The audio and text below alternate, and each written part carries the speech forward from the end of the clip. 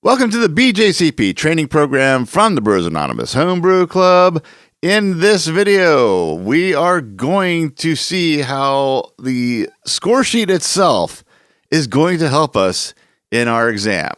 All right, let's get started and I'll explain what I'm talking about. So here is the examination version of the score sheet. Again, if you haven't seen the lesson reviewing how this is different than the score sheets you would use for competition, go back and check out that video so you're familiar with this.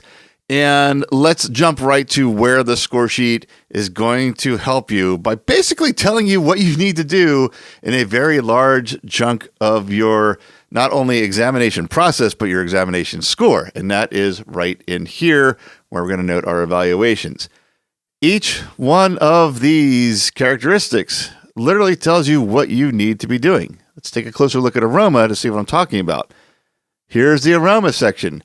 Here's where it's telling you what to do. It is telling you to comment on malt, hops, esters, and other aromatics. And not only are you going to write what you're perceiving, you're going to write what you're not perceiving in this case as well. You might not necessarily do that in a competition setting, but for your exam, you're going to talk about everything you find and what you don't find, and you're going to use this list to help remind you to do that for each specific characteristic and to help double check your work, to go back and make sure you're talking about all these things.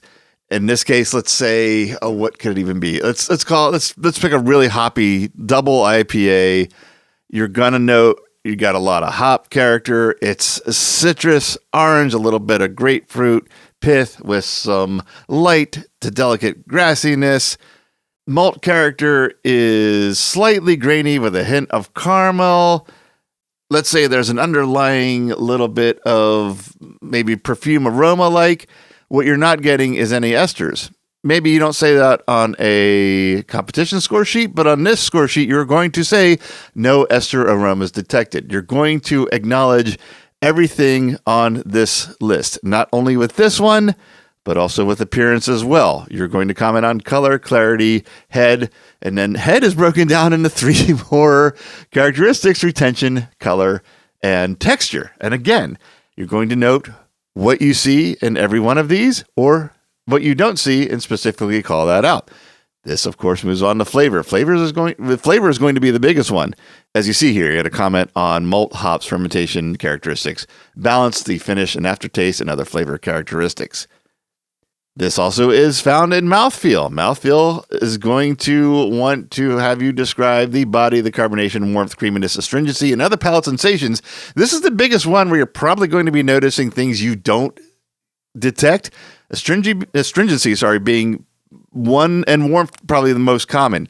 Again, if you're not detecting any alcohol warmth, write no alcohol warmth detected. No astringency found. Write what you perceive as well as what you don't perceive. And even overall impression gives you a little bit of guidance. This one is far more nebulous than all the others. This is going to come down to your personal perception and evaluation and your knowledge on how to improve things. But even at that, it still tells you to comment on your overall drinking pleasure associated with the entry and give suggestions for improvement.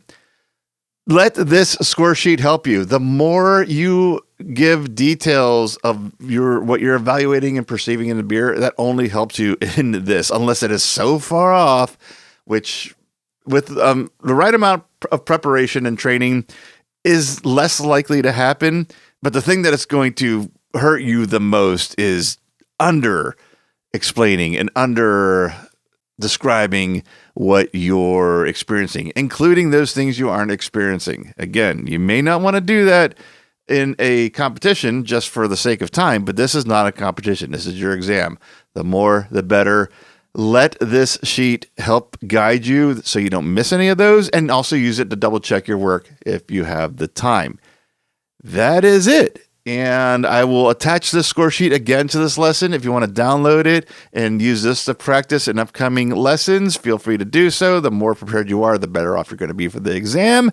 And with that, I will say thank you for watching, and let's move on to the next subject.